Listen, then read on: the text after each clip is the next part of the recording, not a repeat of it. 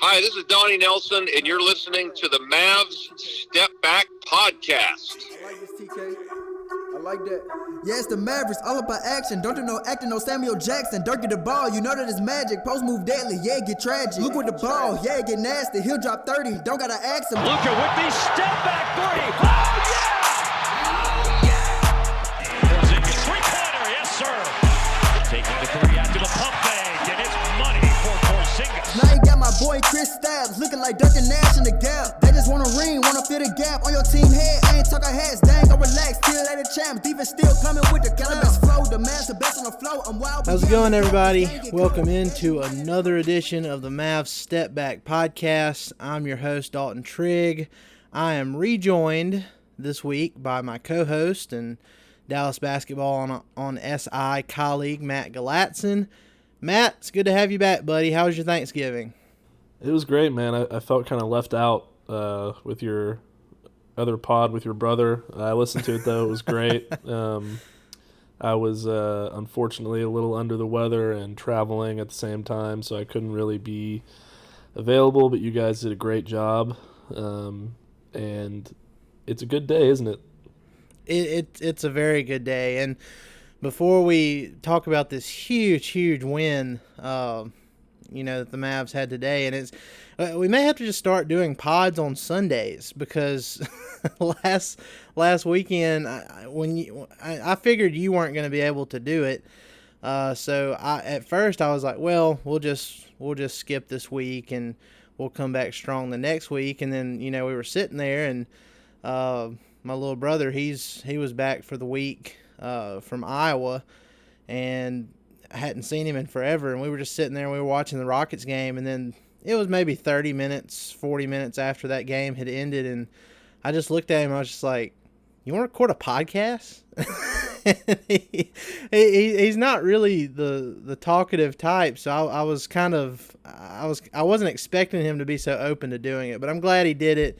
We had fun with it, and now we've got another big win to talk about today, Matt, because the Mavs went into Los Angeles and they beat the red-hot Lakers 114-100.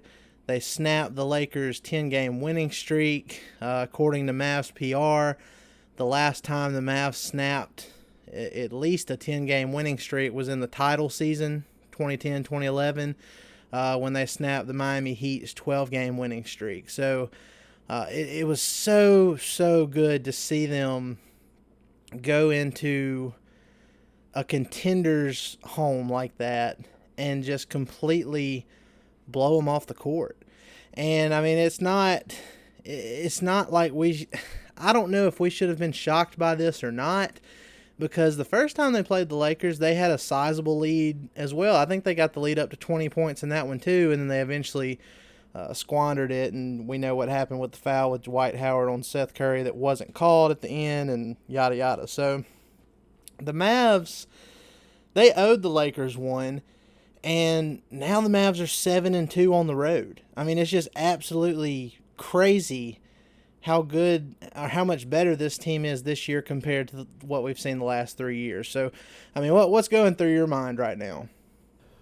Well, I mean, for me, it wasn't just that they went into Los Angeles and won a basketball game against a hot team or blew them off the court. It's how frustrated they made the Lakers. The Lakers Right. have had a pretty easy road this entire season, obviously. They've been, they were 17-2 coming in. They were blowing people off the court themselves. They've had a cupcake schedule. Well, the Mavs haven't had a great one either, but it's the point I'm making is that, to see a team full of young guys and relatively inexperienced guys, as far as championship level players and all that stuff, go into Los Angeles and really, really frustrate a team like the Lakers that has all the veterans and LeBron and Anthony Davis and all the the stars and Danny Green and even doing it after not a great start to the game. They started off very slow in the first quarter. They were down. Yep.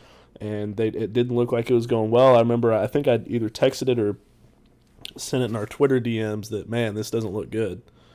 And then, they kind of made a push at the end of the first half, and and got it to within 3, I think. And then in the second half, Luka just went nuts. And, the instead of it just being him this time, the rest of the roster kind of molded around him. And, they did it on both ends. They did it on offense. They did it on defense.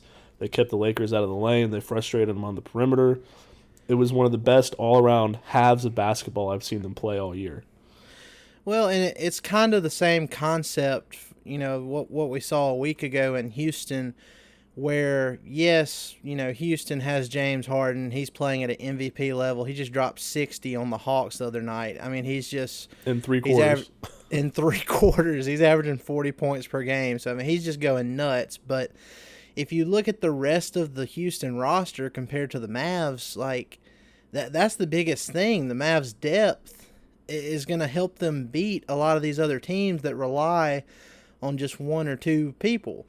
And – that's kind of the feeling you get with the Lakers. They have LeBron and they have Anthony Davis, but, past that, I think the Mavs have a, pretty decent advantage. And, of course, the Mavs have Luka, and he's playing at an MVP level too, so that kind of, levels the playing field a little bit with the LeBron and AD advantage for the Lakers, but I mean, like you said, they frustrated him. It was a full team effort. Luka was amazing, but to hold the Lakers, we've talked all season about how the Mavs have the number 1 offense in the league. They have the number 1 offensive rating at 116.1 right now. Well, the Lakers are 5th, and they held them to 100 points at their place. So I mean that's just incredible for this team. Some of the defensive lapses we've seen earlier in this season, that was just a complete team effort. Aside from Luka, you had Powell and KP going for 15 apiece. Porzingis, he didn't have the best offensive game, but he didn't have like a extremely terrible one like we've seen in the past. He was 5 of 11, 3 of 8 from 3. Had 6 rebounds, and he was solid on defense too. Yeah, very solid on defense. And Dwight Powell, we got to show him some love, because as much as he's struggled lately, in both of our opinions, because I mean, even if he's a plus in the box score, just visibly, like especially in that Clippers game, you could just tell he just wasn't himself. He hasn't looked like the Dwight Powell we saw most of last year up until this game, in my opinion. He had his best game of the season, shot 6 of 11 from the field, had 15 points, 9 rebounds. He was active. He had a really big steal late in that game from Anthony Davis, made him uncomfortable, surprisingly. I mean, it was a big game from him, and I'm hoping that this is like the turning point for him this season, and that's what we start seeing more of going forward. Well, yeah, and you mentioned the depth, and I think that's a really good point, because so many of these teams in the West are so top heavy. The Clippers aren't really in this conversation because they have a very deep team, but they're impossible. They're a whole other thing, and I think that. I think that when you boil it down to who the best teams in the NBA are, it really starts with the Clippers. I don't care what the records are.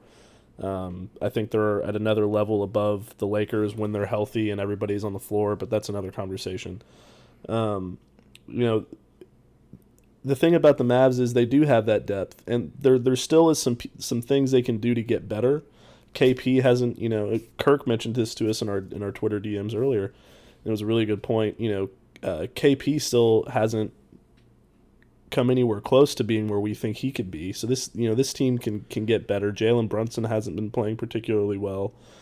They've gotten some things from Tim Hardaway Jr., but there's still some things out there that they can do to make the roster even better and deeper without sacrificing anything, really important to what their success has been right now.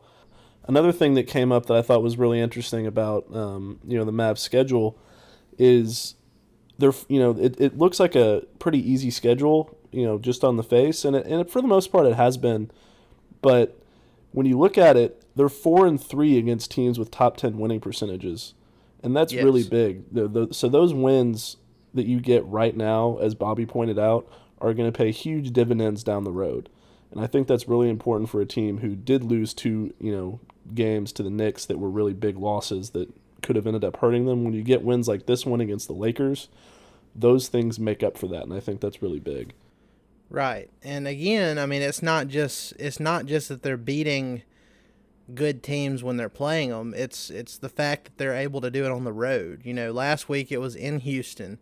Today it was at Los Angeles. They beat the Denver Nuggets at Denver in a game where Luka and KP combined for 22 points. So, I mean, that's what's so impressive, in my opinion, is not only are they able to beat these contenders, but they're doing it at their place too. So, just really impressive stuff from the Mavs. That now they're sitting at 13-6.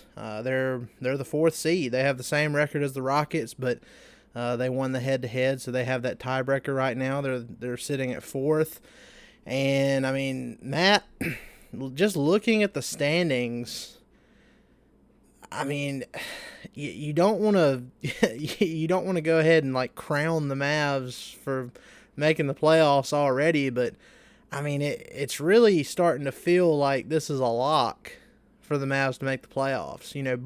Barring some unforeseen catastrophic injury or something like that. I mean, just the way they're playing, the way this team plays off of each other, what we've seen, it just looks like they're set to make the playoffs. And that's such a great feeling. Like, it's just night and day from what we're used to. And I can't wait to, get to the end of this season and see how it plays out, where they're at, who they're playing, and just to get to see Luka in the playoffs. I mean, I know I've said this before, but I mean, I'm not going to bet my money against Luka in the playoffs. I mean, I think the Luka magic is going to just be, multiplied at that point. What do you think? Yeah, I mean, that's definitely a possibility, because this isn't your normal second-year player, obviously. He's been through the shit, as you like to say. He's been through a bunch of championship seasons in Europe, and there's nothing that really phases him. I mean, the most intimidated I think I've ever seen him was the first time he went to L.A. and played against LeBron, and that was last year. That was early in the season. After that, nothing's really fazed him. We got to a point last year where things were looking pretty good, but around this time, 19 games in, they were only 10-9.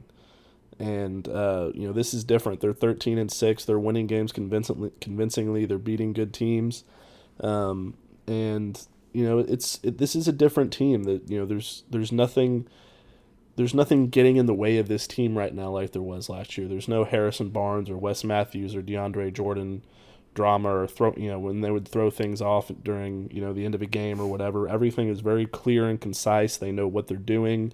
And it wasn't always like that at the beginning of the year. We complained about it, but it seems like they've really found their groove and they've kind of found their identity and they're going with it, and it's working so far. Yeah, that second Knicks loss, I think they really had like a come to Jesus meeting after that one, because losing to that team twice, and it was really disheartening, and they really lost in the same way both times. So I think after that, they all got together and were just like, look, like we know we're better than this. We can play better than this. And, I mean, give them credit. They have bounced back from that. They've gotten some really big wins under their belt.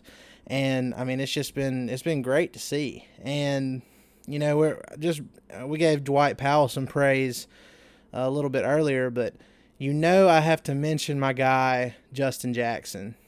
Because, I mean, it baffles me that he isn't getting more minutes than what he is right now. Every time he gets put in, he's efficient.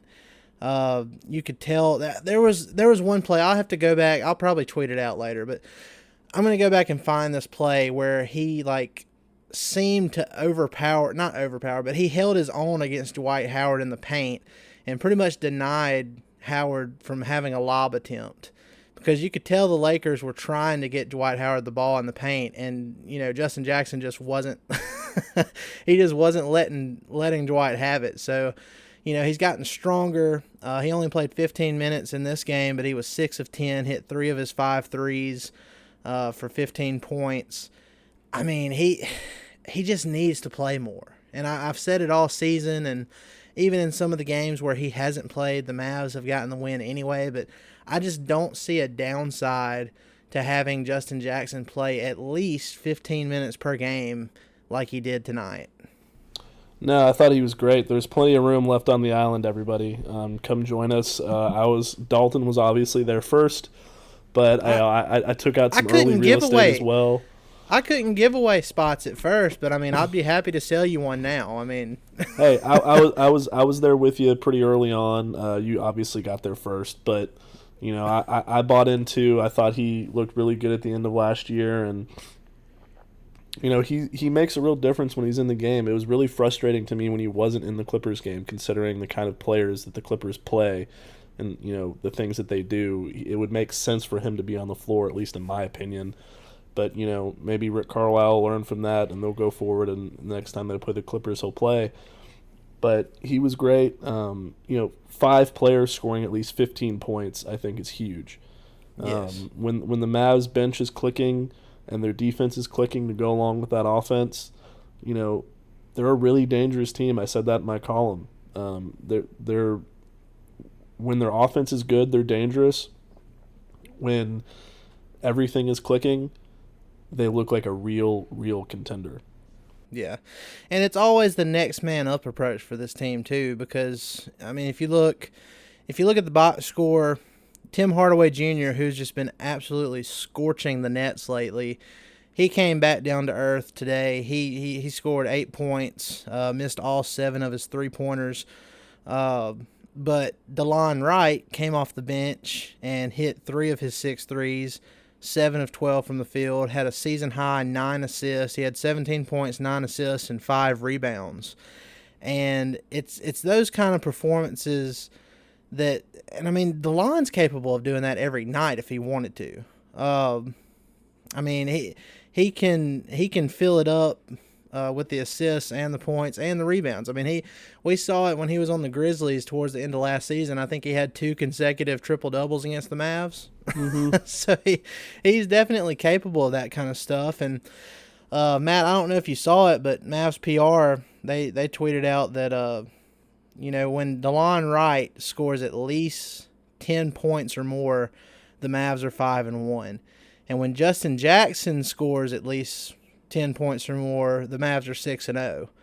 So, I mean, the numbers are right there. I mean, it's not just me blindly praising Justin Jackson, just because I like the guy and I'm a fan of the guy. It's that he's actually good and that he needs to be playing. So that makes me feel good too, just to have the numbers in front of me, and it's just like validation. Like, you're not crazy. You're not a crazy fan. He is good, and he needs to be playing. Yeah, he definitely needs to be on the floor more. I think DeLon needs to be on the floor more, even though he's been pretty consistent. Seth hit a couple of big shots. I think he needs to be on the floor more. Maybe it has to come at the sacrifice of somebody like Jalen Brunson. I'm not sure yet, but obviously guys like Justin and DeLon are huge to this team's success. I don't know how. We've been saying it all year. I don't know how it's just now coming to light that when those guys are successful, that this team is successful. And I thought Maxey did really well also defensively, especially. And Dorian as well. Those guys weren't intimidated. Maybe they got a little extra juice today. The whole team, maybe they got a little extra juice today because Dirk was in town. Who knows? Oh man, speaking of Dorian, I mean he didn't put up big numbers or anything like that, but he always brings the energy. You remember that block on LeBron? Oh, it was magical. Oh my goodness. LeBron he was going to freight train his way to the rim, and Dorian was trailing the play all the way down. And then at the last second, he comes in and just swats his layup. I think it hit off the backboard. Maybe not. But anyway, it was glorious regardless. Yeah, it was a LeBron block. It was so great. And at that point, you kind of felt like, okay, yeah, they're gonna really, put their foot on the gas here and finish this thing off. Yeah, it was, in my opinion, I think it was their best win of the season. I don't really think it's even close. The Toronto win was good, but they weren't 100%. The Denver win was good, even though they didn't play that well. I don't think Denver was really at that point what they are now, but we'll see when they play again. But from start to I guess not from start, but from the second quarter until the fourth quarter, it was the best 3 quarters I've seen them play in a long time. Yeah, I agree. I think I think it's their best win by far. Yeah, and it's I know I already said it, but you can't say enough about how much a win like this one means to this team, when March and April and all that rolls around, because when they're getting tired or somebody gets injured, having this win in their back pocket's going to help them then. Yeah. And I mean, it felt good for them to win comfortably too, not only just to hold the Lakers to 100 points, but they put up 114 themselves, and the lead was 20 for like a good portion of that fourth quarter. So it was really good to see that. When you have something happen like what happened in their first matchup with the Lakers, where it just kind of felt like, well, yeah, they did have some opportunities. It shouldn't have even gotten to that point at the end of regulation where, Danny Green could, send it to overtime, regardless of the no call on on Dwight Howard holding Seth Curry. When stuff like that happens, it's just like, oh man, can we catch a break against a team like this? And so again, just to go into their place and just to, throw the haymaker and knock them out the way they did, it was just great. It was great to see. And like you said, it probably did provide a little bit of extra juice that Dirk was sitting courtside, and then Brad Townsend, he said that Luka's mom was in town. So Luka had some extra motivation in this one for sure.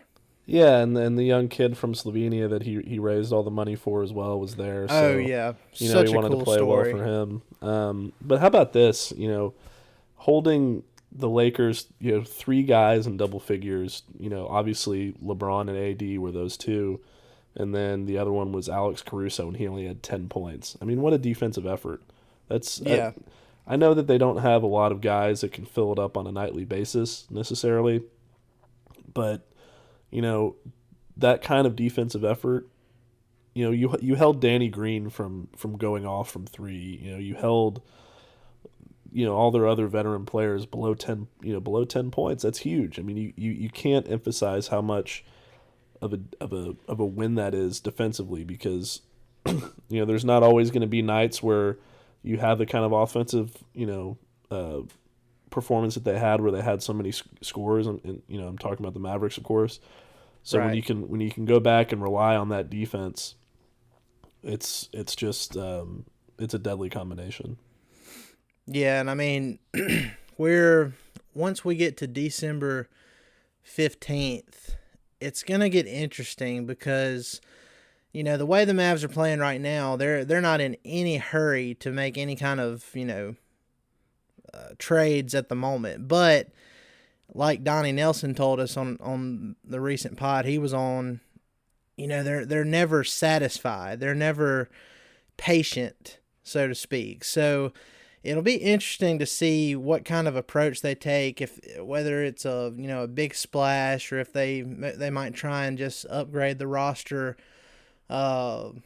just a minor addition, something like I'm trying to think here. Goran Dragic? Well, yes. Goran, Andre Iguodala, which I know you're not too big of a fan of, but I still think he would be an upgrade to this team. He'd bring, that championship experience once we get to the playoffs. Even a guy like JJ Redick in New Orleans, who the Mavs will see Tuesday night.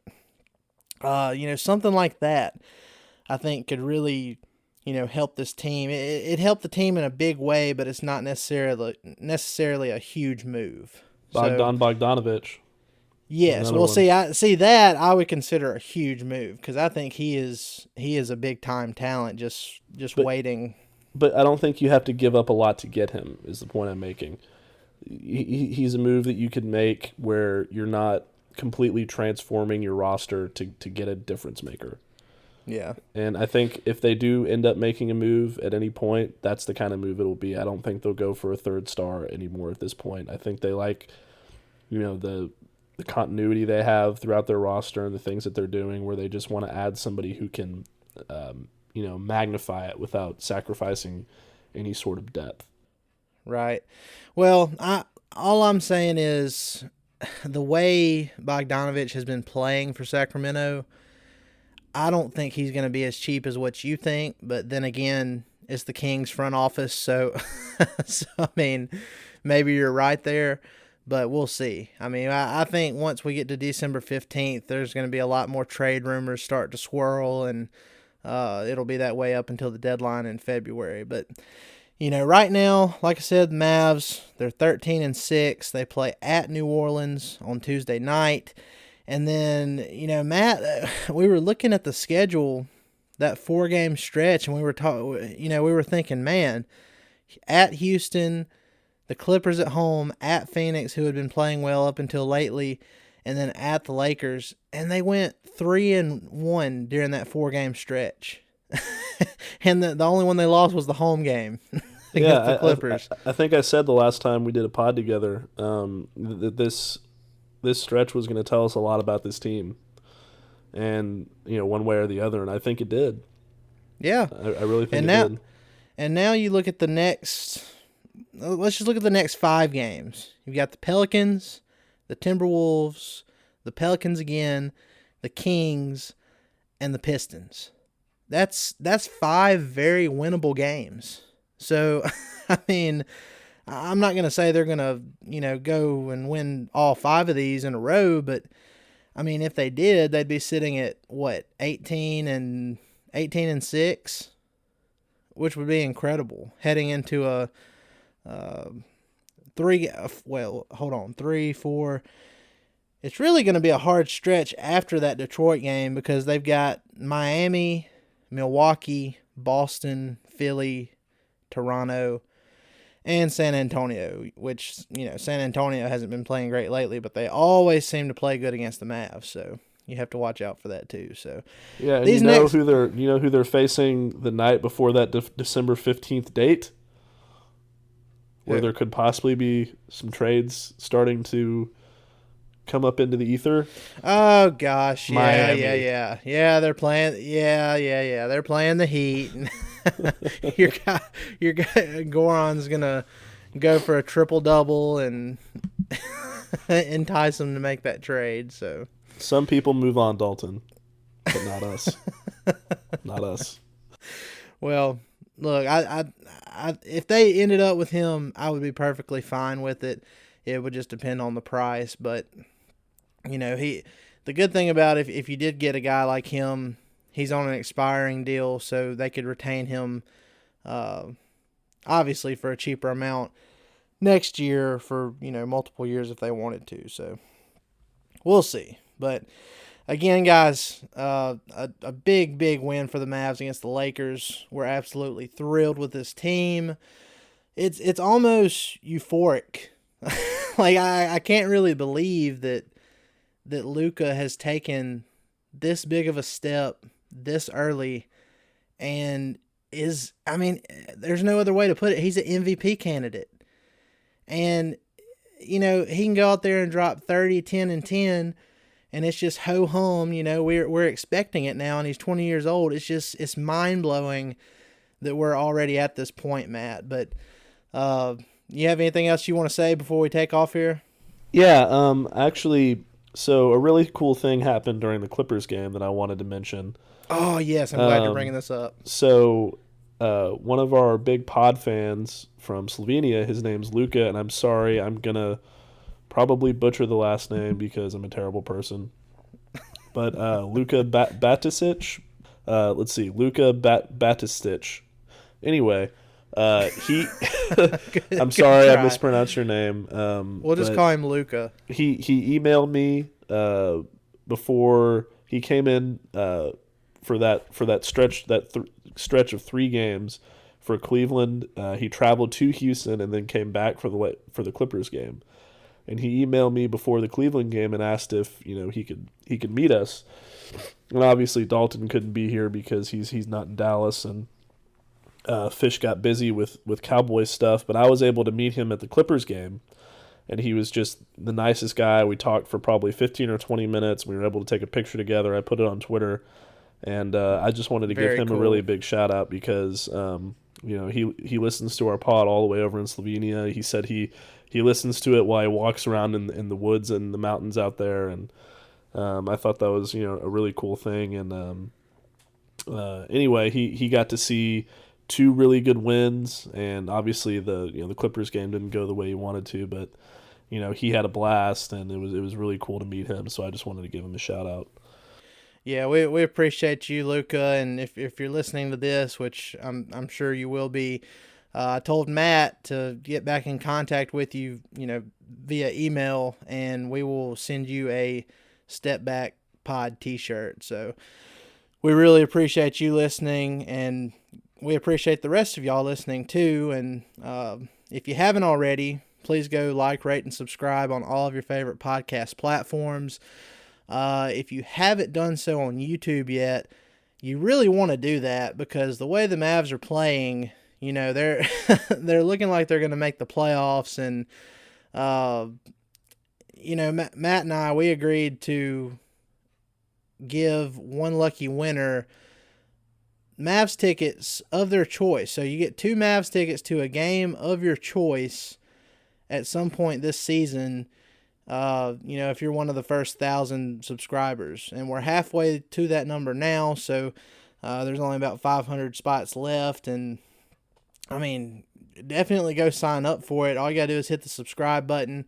You're automatically entered into it, and I mean, the way the Mavs are playing, I don't know why you wouldn't, why you wouldn't want the chance to get those free tickets while you can, because I mean, not only do you get to listen to the podcast, but it's a chance to go see Luka do his thing too. So yeah, and any home game for the rest of the season, the Lakers are still coming back to Dallas.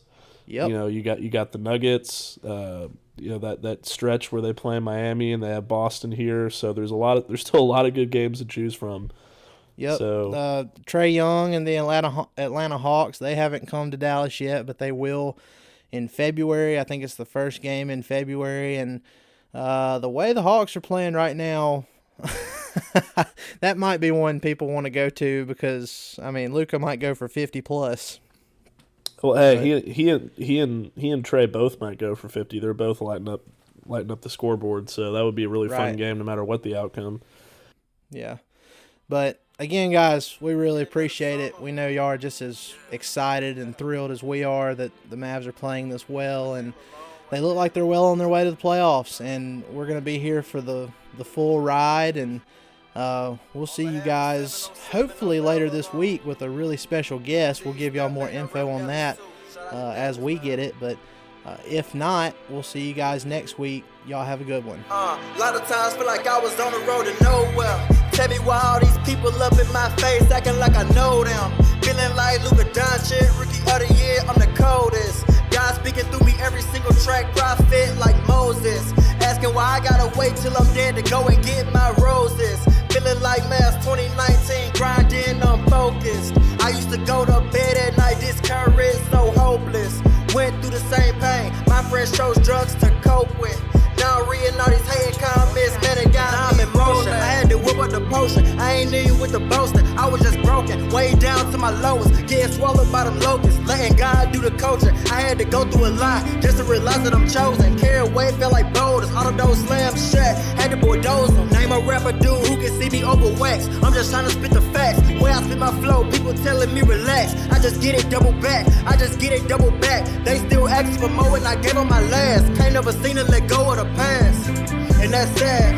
I just sit back and reflect. Oh my God, they really feeling the kid. Family calling on the phone, almost a star. June, look what you did. About to put Silk right back on the grid. Go kill a beat, then go listen to Trig. Turn on my phone and I listen to Matt.